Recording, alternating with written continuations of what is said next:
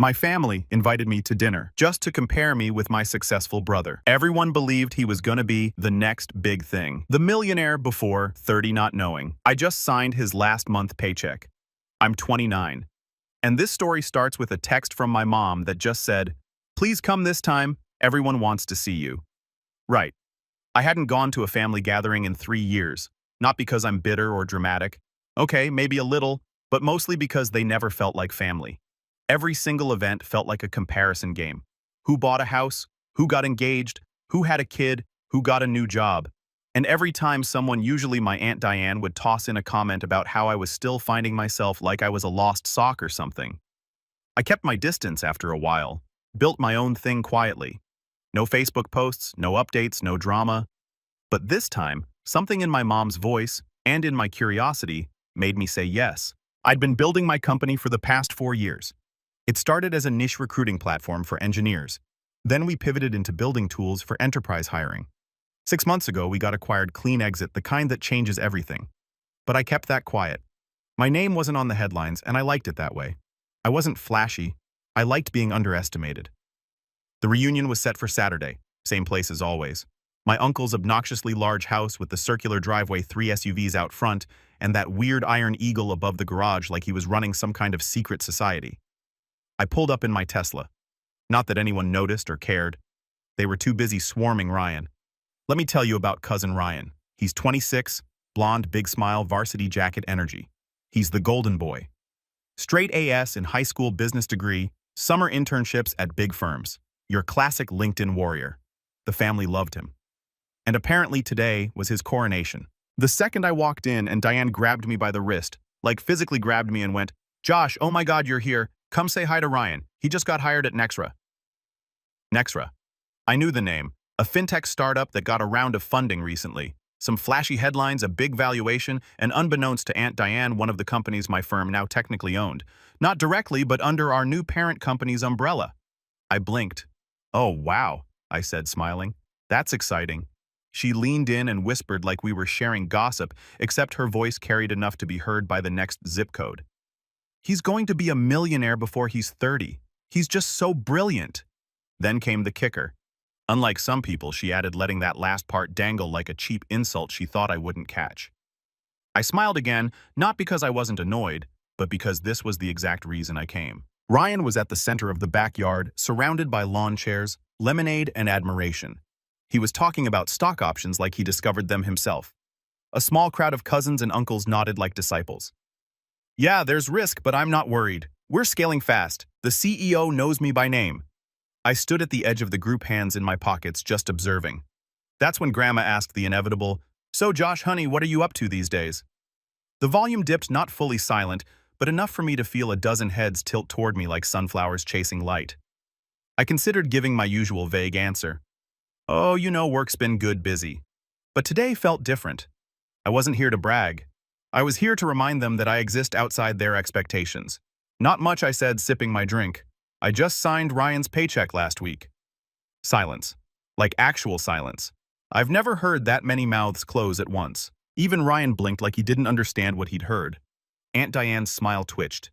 And that's when Grandpa, who's 82, hard of hearing, and usually half asleep, stood up from his lawn chair, leaned on his cane, and said, "Wait a darn minute." But before we get to what he said, let me rewind a little, because this moment wasn't just a witty comeback. It was 4 years in the making. And it started with a college dropout, a crappy apartment above a laundromat, and a family who thought I was wasting my life. See, when I left college at 21, everyone thought I'd lost my mind. My dad stopped talking to me for a month. My mom cried. Aunt Diane told everyone I'd probably end up delivering food or starting a band. I didn't care. I had an idea, and I wanted to build something. Not for clout, not for applause, just for me. But that decision cost me more than just their approval. And as I stood in that backyard, watching their smug smiles fade into confusion, I remembered everything they said along the way. I remembered the birthday I wasn't invited to because they assumed I'd be too busy with my startup thing. I remembered the Thanksgiving where Ryan joked that I was technically unemployed. And everyone laughed, even my parents. I remembered every ignored text, every eye roll, every forced smile when I tried to explain what I was building and got nothing but blank stares. So no, my answer wasn't about flexing. It was about reclaiming space. And as Grandpa adjusted his hearing aid and looked around at the stunned crowd, I realized the best part hadn't even happened yet because they hadn't heard the full story. Not even close. Grandpa's voice cut through the silence like a rusty saw. "Wait a darn minute! You signed his paycheck." He squinted over at me, then at Ryan. "What does that even mean?" All eyes turned to me again, and I could feel the weight of the moment pressing down on my chest like a sandbag. My hand tightened around my drink. I hadn't meant to say it out loud like that. It just slipped. But now that it was hanging in the air, there was no taking it back. Ryan gave a short, awkward laugh. "Ha ha, right, Josh. That's a good one." He looked around hoping someone would join in. No one did. I smiled gently. "Yeah, small world, right?" But I didn't offer more. Not yet. Let them stew. Aunt Diane recovered first. She stood up straighter, tugged down her cardigan, and gave me that tight, dismissive smile she always used when she was trying to reassert control. "Well, I'm sure that's a fun joke, Josh, but Ryan worked really hard to get where he is. He beat out over 100 candidates for his position." "I know," I replied. "I remember seeing the list." Another silence. Grandpa sat back down, slowly mumbling something about needing stronger coffee. Cousin Emily raised an eyebrow. Uncle Frank just looked confused, and Ryan looked scared. I could have ended it there. Said nothing more. Let the curiosity simmer and walk away. But part of me, some deep, wounded part, wanted more than that. Not revenge. Exactly. Just balance. And balance was long overdue. When I was 22, I moved back in with my parents after burning through my savings. I was working 16-hour days trying to code the first prototype of my platform, barely sleeping and delivering groceries at night just to cover my student loans. At one point, I remember eating plain rice for dinner for 6 days straight. You think I exaggerate, but no, I have photos. I used to joke with my one friend back then that if I ever made it, I'd buy myself a gold-plated rice cooker. But the worst part wasn't the struggle. It was the pity. Every dinner with my family felt like an intervention. My mom would say things like, "Maybe you should just apply for something stable for now. You can always do your little business later." My dad would stare at the TV and grunt. My sister Claire, who was in med school at the time, would chime in with stories about her residency and how she had no time for distractions like that. The unspoken message was always the same. Josh is wasting his potential. Josh needs to grow up. The day of Claire's graduation party, I overheard my parents talking in the kitchen. My mom whispered, "I just hope he doesn't embarrass us in front of everyone." I didn't even cry that time. I just left before the speeches started. I stopped showing up after that. I built in silence, learned in silence, grew in silence. Back in the backyard, the buzz had shifted. Ryan was still talking, trying to salvage the attention. Something about his manager inviting him to a private Slack channel, but people weren't listening as closely. The sparkle was gone. Now they were looking at me. For the first time in years, they wanted to hear me. But before I could say anything else, Aunt Diane struck again. "You know what I think, Josh?" she said, folding her arms. "I think you're jealous. You came here to cause a scene. You've always hated when someone else gets the spotlight." That stung, not because it was true, but because she said it so easily, so publicly, like I'd been some bitter parasite my whole life. "No," I said calmly. "I came here because Mom asked me to, and because I was hoping naively, I guessed that maybe this year would be different." Then she laughed. "Different how? We're just proud of Ryan. He earned it. You don't get to come in here after disappearing for years and act like you're above everyone." "I'm not above anyone," I said. "But I'm not beneath you either." That's when the gloves came off. "Really?" "Because last I checked, you dropped out of college, lived off your parents, and couldn't even hold a real job. Ryan has a career. He's going places. And you? What have you even done that's worth clapping for?" I could feel the back of my neck heating up. I looked at my mom. She was biting her lip, eyes darting between us. My dad just stared down at his plate.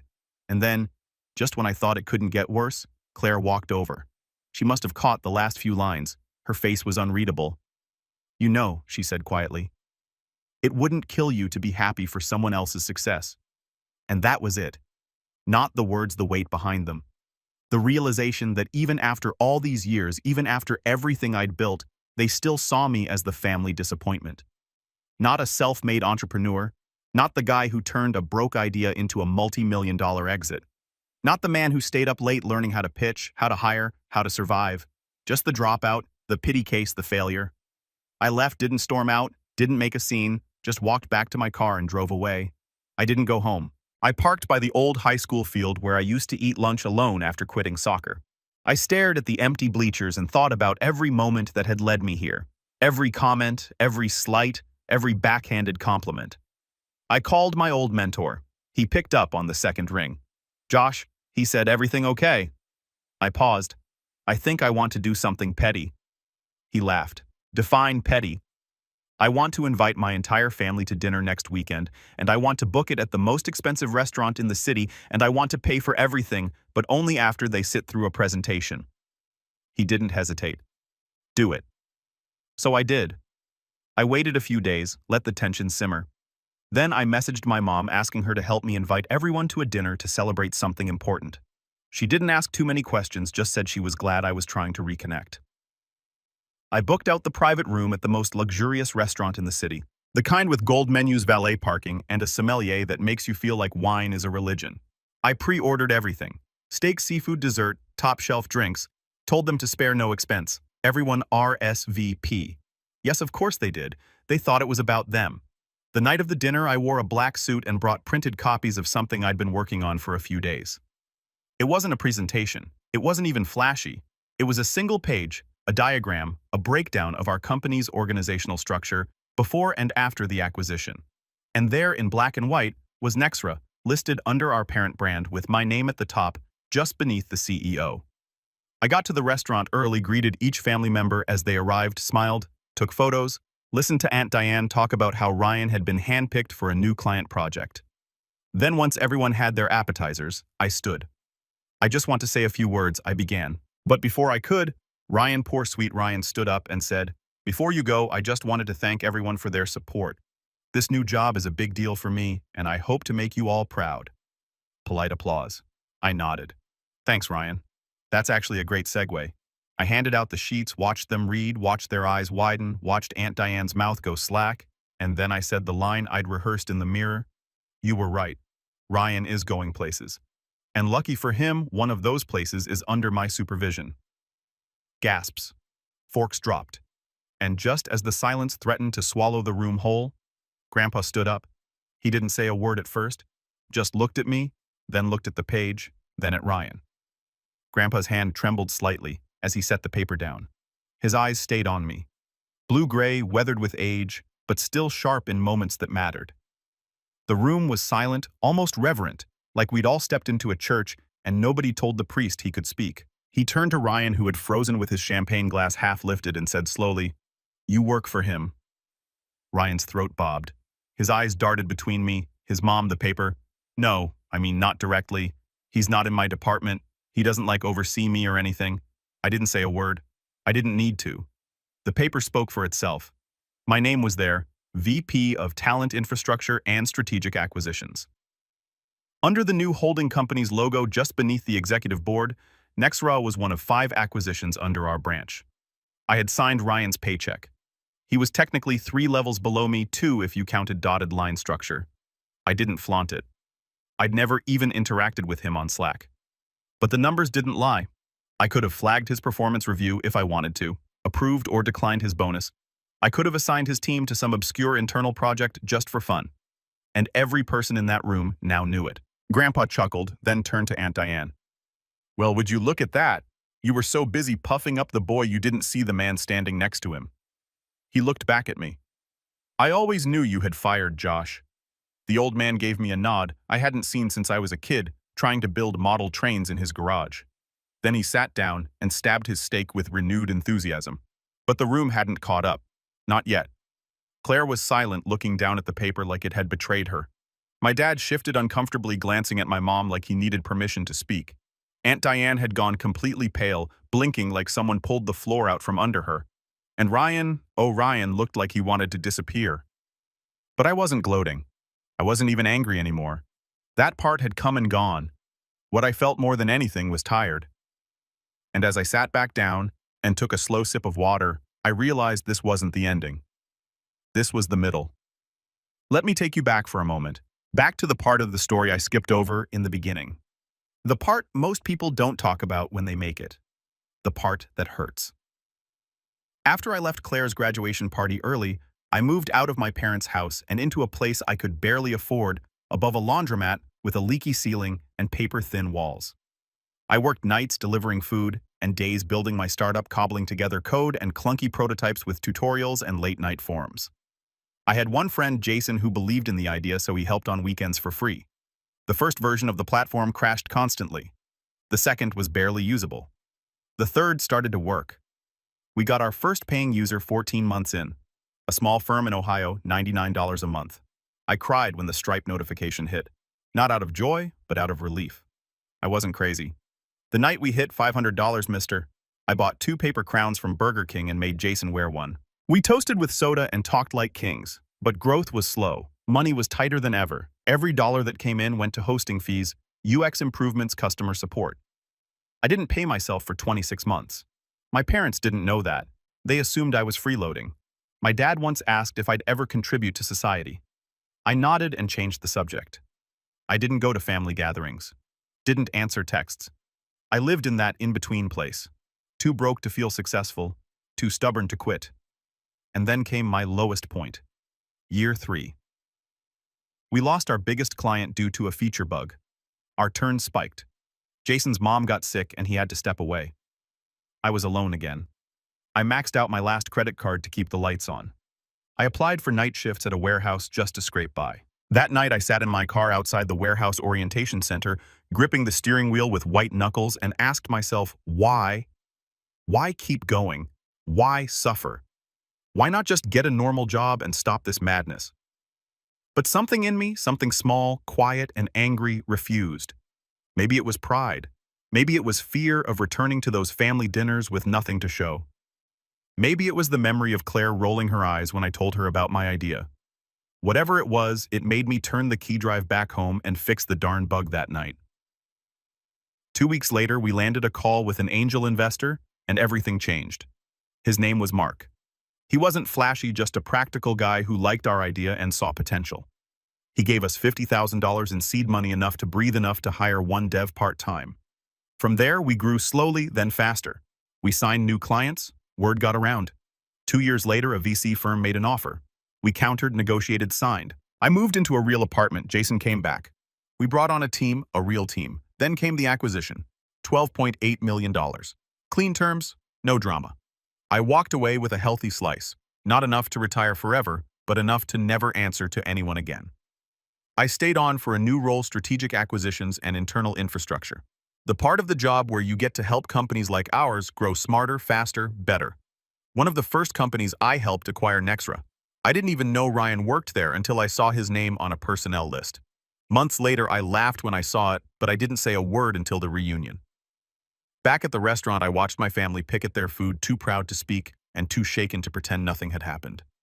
I gave a short toast, thanked them for coming, thanked my parents for raising me, thanked Jason quietly. Then I paid the bill, every cent, and walked out, not with my chest puffed out, not with swagger, just peace. But peace doesn't erase the past. The next week, my mom texted me. "Can we talk?" I called her. She didn't apologize right away. Just asked questions, real ones, about the company, about my life. I told her about the nights in the laundromat, the rice, the tears, the quiet. She didn't say much, just listened. I think that hurt her more than anything else I could have said. That she hadn't known, that I hadn't told her, that we'd lived under the same roof and she had no idea I was drowning. She cried. I almost did. Claire sent me an email. Long, formal, apologetic. Said she admired me even if she hadn't shown it. Said she was proud. I didn't reply right away. Not because I was angry, just because I wasn't sure I believed her yet. Ryan, he hasn't reached out. But I heard through the grapevine he's keeping his head down at work. Now word travels, and it turns out people are a little more careful when they realize the guy they once joked about now sits 3 rungs above them. As for Aunt Diane, she's been quiet on Facebook lately. No more brag posts, no more humble brags about Ryan, just photos of her garden and passive-aggressive quotes about real success being quiet. I smile every time I see one. But here's the truth. Revenge felt good in the moment, but peace felt better. Not because they finally saw me, but because I finally saw myself. I didn't need their applause. I didn't need the validation. I'd spent so many years trying to prove I wasn't a failure that I forgot I already wasn't one. And maybe the real win wasn't that they knew now. It's that I didn't need them to. But still, this story isn't over because something else happened after that dinner. Something I didn't expect. Something that would flip the entire family dynamic again. And this time, not in my favor. It started with a voicemail. 3 weeks after the dinner, I was on a flight back from Chicago, blurry-eyed and running on 2 hours of sleep when I landed and saw the notification. Missed call Dad. Message 1 minute, 23 seconds. We didn't talk often even after everything. Our relationship hovered in this weird limbo where we were polite but distant, like two coworkers who used to be close but hadn't found their rhythm again. I played the message as I waited at the baggage carousel. His voice was quiet. Too quiet. Hey Josh, listen, something's come up. Nothing urgent. Don't worry. But your grandfather's been asking about you, wants to see you. I think it's important. He's not saying much, but when he asks twice, I listen. Call me. That was all. My stomach tightened a little. Grandpa had always been sharp, but his health wasn't what it used to be. He still lived on his own, refused to move out of the house he'd built with his own 2 hands. But lately my mom had been hinting he was slowing down. I called back the next morning. Josh, he boomed when he answered. You finally done playing with airplanes and meetings and all that jazz? I chuckled. I just landed. What's up? There was a long pause. Then, come over tomorrow if you can. There's something I want to show you. His house hadn't changed. The same peeling blue paint on the porch rails, the same wind chimes that clinked in the soft breeze, the same smell of coffee and cedar, and something faintly medicinal that clung to old walls and older memories. He was waiting for me on the porch wearing his usual suspenders, and that flat cap that made him look like he'd walked off the set of a 1950s baseball game. You're late, he said, even though I was 5 minutes early. Nice to see you too, I replied. He waved me in without another word. Inside, he led me to his study, a cluttered room filled with tools, old maps, stacks of yellowed newspaper clippings, and a locked cabinet that hadn't been opened in decades. He sat down slowly in his worn leather chair and gestured to the opposite seat. Then he unlocked the cabinet, pulled out a manila folder, and handed it to me. Inside were a dozen old documents, property deeds, tax forms, letters, even a wrinkled photo of a lake house I barely remembered from childhood. My eyes skimmed the top page, confused. I don't understand, I said. What is this? That Grandpa said slowly, is everything the family doesn't know about. I looked up. He leaned back, resting both hands on his cane. That lake house, it's been in the family since the 1970s. Your grandmother and I bought it before any of your uncles got married. Never told anyone it was under my name only. Figured it'd be less of a fight when I passed. I kept reading property titles, dated signatures, my name on a few of them. Dated within the past year. You transferred these to me. He nodded. Started the paperwork months ago. Made it official last week. I blinked. Why me? Another pause. He stared at me with a strange intensity, like he was trying to see through my skin and into my bones. Because you showed me something they didn't. Grit, fire. You earned everything you've got. They, your father, Diane, Claire, the rest. They all think success is owed to them because they check the right boxes. Good grades, good schools, the right job titles. He leaned forward. But you built, and then you showed grace. You didn't rub it in their faces, even when you had the right to. I didn't know what to say, so I said nothing. He continued, quieter now. They think I'm leaving it all to your dad. Diane thinks Ryan's getting a share. But the truth is, I've watched how they treat people when they think they're above them. And I've watched how you stayed humble when you didn't have to. He tapped the folder. You're the executive now. You hold the key. And when the time comes, it's your call. What happens next? My pulse picked up. Does anyone else know? He smiled. Nope. That's the fun part. I left his house feeling like someone had handed me a loaded weapon and told me to use it wisely. I didn't ask for this. Didn't even want it at first. But the more I thought about it, about the lake house, the accounts, the forgotten shares in an old family business that still produced a small but steady income, the more I realized what I'd been given leverage. And suddenly memories started to resurface, like Claire laughing in my face when I asked if she could look over a contract back in the early days of the company. I'm a doctor, not a magician, she'd said. Or Diane telling my mom behind my back that I was a hopeless case and that they should start planning for when he comes crawling back. Or Ryan bragging at a wedding that some people think startups are a ticket to easy money but don't understand the real world. I remembered it all, and now I held the strings. Over the next few weeks I began to plan. Not out of spite, not out of revenge, but because I wanted clarity and a little justice, and maybe just maybe a spectacle. First, I called my lawyer, had him review every document Grandpa gave me, confirmed the transfers, filed the quiet paperwork to complete a few lingering deeds, set up protections, watched as the legal authority shifted in my name bit by bit. Then I checked the old business registry for a company called Pine Grove Utility LLC. The family forgot about it after it was sold off in the late 2000s. But someone had kept a minority stake. That someone was Grandpa. And that 7% stake now mine. And that 7% had a new buyer knocking at the door. $280,000. I signed the papers. Suddenly I had liquid cash and legal control over 3 parcels of land, 1 cabin, and a family trust account and didn't even know existed. The irony: the entire family thought Grandpa was getting forgetful, that he needed help managing his affairs. They were already circling like vultures, assuming that when he passed, they'd divvy up the leftovers. They had no idea the will had already changed. They had no idea I was the executive. They had no idea I now held the passwords to every account he ever touched. I waited until Thanksgiving. This time, the dinner was at Diane's house. It was the usual circus. Roast turkey, polite insults, performative laughter. Ryan was quieter than usual, kept his head down. I caught him glancing at me now and then, like he still wasn't sure if he was allowed to be mad or impressed.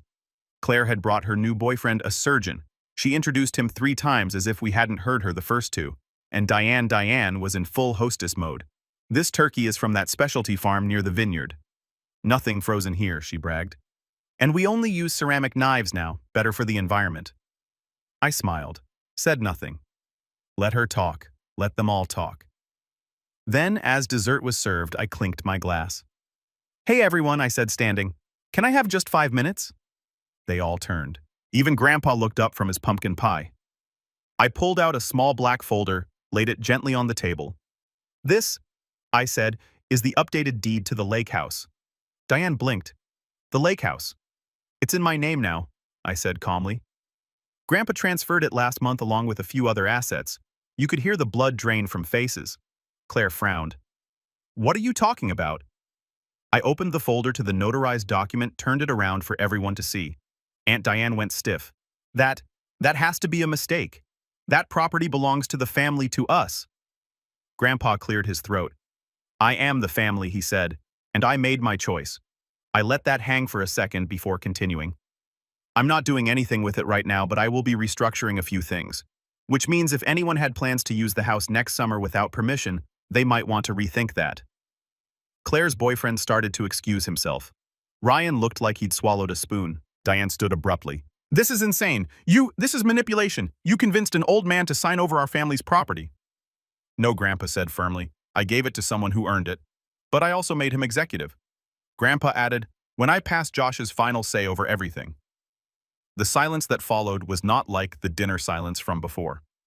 This one was heavy, ugly final. But I wasn't done yet, because this wasn't just about land or money. This was about truth. And it was time to show them what truth looked like when it walked in the room with a folder and a plan. And that's when I dropped the final envelope on the table. Diane's name printed on the front inside.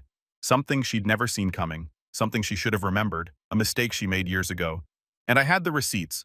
But let's not get ahead of ourselves, because when she opened that envelope and her face changed, that's when everything truly started to unravel. Diane's fingers trembled as she slid the paper out of the envelope. She unfolded it with the caution of someone who already knew they were holding something dangerous. Her eyes scanned the page, moving faster as her breath caught. By the time she hit the signature at the bottom, her face had gone completely still, expressionless, but pale in a way that gave everything away. I didn't say a word. I wanted her to speak first. "Where did you get this?" she finally whispered, clutching the paper a little too tightly. "It was in one of Grandpa's old files," I said calmly, "with the rest of the trust documents." "You went through his private things." She snapped, her voice rising an octave. "Desperate now. You manipulated him. You must have. He would never give you this. You've always hated me." "Stop," Grandpa said, voice low but firm. "He didn't manipulate anything. I gave it to him." The room went silent again, but this time it was vibrating under the surface like the air was waiting to crack. Claire leaned over to peek at the document in Diane's hands. "What is it?" I turned to Claire slowly, almost theatrically. "A promissory note," I said. Signed by Aunt Diane 23 years ago for a $37,000 loan that Grandpa gave her and Uncle Ron when they wanted to start that landscaping business, the one that failed after a year. Diane's eyes went wide. He said it was a gift. We were family and it was. He said not to worry about it. Grandpa shook his head. I said, don't worry about paying it yet. I never forgave that debt. I just waited to see if you'd bring it up. You never did. She was stammering now, rage and fear colliding behind her eyes. That was 20 years ago. It's irrelevant now. And anyway, any lawyer would say the statute of limitations. It's not about suing you, I said, folding my hands neatly in my lap. It's about family, about fairness. You've spent decades treating everyone like they were beneath you, bragging about your money, making jabs about people's careers, their choices. My mom, my dad, me, and the whole time, you never once thought about the help you got to get started. Claire spoke up, cautious now. Okay, but that was a long time ago, Josh. Why bring this up now? Because I said, turning to face the entire room. This family has spent years rewarding arrogance and punishing humility. I watched all of you treat me like I was broken just because I didn't follow the same path you did. You mocked me for building something from scratch. You belittled me when I was at my lowest. You ignored me unless you needed something to gossip about. And now I paused, let the tension rise. Now I'm the one holding the keys to the property, to the accounts, to this family's legacy. Diane stood up. You're just doing this for revenge. You always were jealous of Ryan, of Claire. I tilted my head. You keep saying that word. Jealous. But let's be honest. What exactly is it you think I'm jealous of? No one answered. So I kept going. Claire's success. She earned that. I respect her. Even if she's cold sometimes, at least she works for what she has. Claire stiffened but didn't interrupt. Ryan? I was never jealous of him. But you made sure the entire family believed I should be. Every dinner, every party, you made him the star and made me the cautionary tale. You created a narrative and fed it until it became gospel. Well, guess what? The story changed.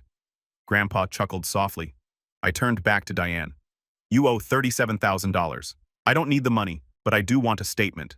A signed letter acknowledging the loan, the terms, and that you misrepresented it as a gift to avoid repayment. She scoffed. You're joking. I pulled out another sheet from the folder. I've drafted it for you. You can't make me sign that.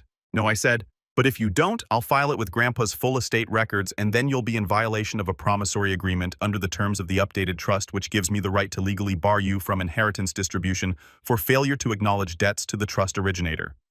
Diane's mouth opened, but no sound came out. Ryan looked like he was watching a live car crash and wasn't sure which side of the windshield he was on. Claire sat perfectly still, eyes locked on me. No longer angry, just curious, for once really listening. I turned to the group, and just so everyone's clear, this isn't about punishing her, it's about accountability. I was called a failure for years. I was left out of birthdays, mocked at reunions, judged for not being on the same timeline as everyone else. Now that I'm successful, you want me to pretend none of that happened? I shook my head. I won't. I'm not looking for applause, but I am looking for honesty. So here's how it's going to go. I looked each of them in the eye. 1. If you want access to the lake house, you come through me. 2. I will be revising the family trust rules that includes limiting access to discretionary funds and implementing contribution-based equity for future use of any shared properties. 3. No more backroom deals. No more. She said, I'll be setting up quarterly reports for any shared assets. Full transparency.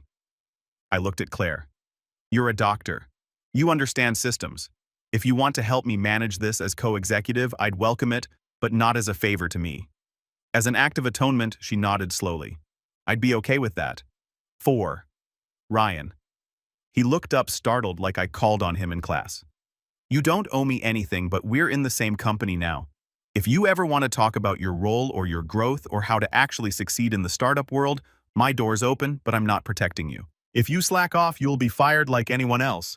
Earn your place. He nodded once, hesitant but grateful. And 5, I said, turning back to Diane. You have until the end of the weekend to sign that letter or your name is off the list. She stared at me, then slowly sat down. She didn't say another word for the rest of the night. The fallout wasn't immediate. It trickled in over the weeks that followed. First came the apology texts from Claire, from my mom, even from cousins who hadn't said 2 words to me in years.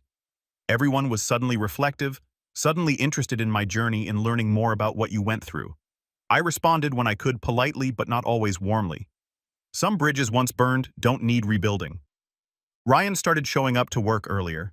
I noticed his Slack activity. I noticed him asking smarter questions. He was trying in his own way to change, and I respected that. A month later, Claire invited me to a hospital fundraiser she was speaking at. I went. She introduced me as my brilliant brother who built something from scratch when none of us believed in him. It wasn't performative. It was real. That night we talked not about the past, about the future. We weren't best friends again, but we were finally walking the same direction. Diane, she signed the letter eventually, but she hasn't spoken to me since. I'm okay with that. She doesn't control the narrative anymore. As for me, I still run my division at the company, still invest in small startups, still live in the same apartment, still drive the same Tesla, but I visit the lake house now, fixed it up. I spend weekends there, sometimes alone or with people I actually care about. I built a fire pit out back, put in a new dock, planted trees. Peaceful quiet, no tension, no comparisons, no noise. Just me, the water, and the crackle of the fire. It's not about money. It never was. It's about knowing who you are when no one's clapping for you. And knowing who they are when the clapping stops. That's the real inheritance.